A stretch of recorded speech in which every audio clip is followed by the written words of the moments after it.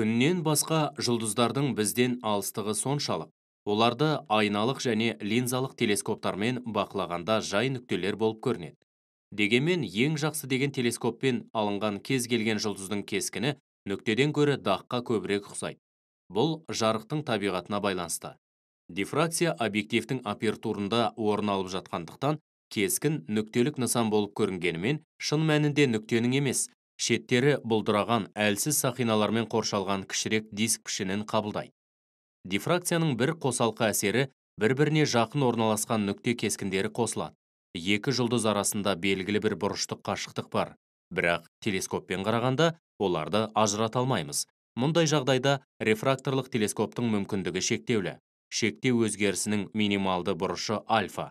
Оның негізінде біз әлі де екі кескінді түрлендіре аламыз. Мысалы, диаметрі 100 мм күлгін фильтрден бақыланатын рефракторлық телескоп екі жұлдызды олардың бұрыштық қашықтығы альфа доғаның 1 секундынан төмен болған кезде ажырата алады.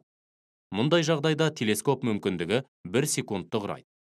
Бақылау барысында екі дененің арақашықтығы жарық толқынының ұзындығынан кіші болған жағдайда оптикалық микроскоптың көмегімен олардың бөлшектерін ажырата алмаймыз. Бұл оптикалық микроскоп іс жүзінде бір-бірінен 1 микрометрден артық қашықтықта олардың бөлшектерін ажыратып, бақылауға мүмкіндік береді деген сөз. Арақашықтық төмен болса, таралған дифракция болып, арақашықтық төмендеген сайын күшейе береді.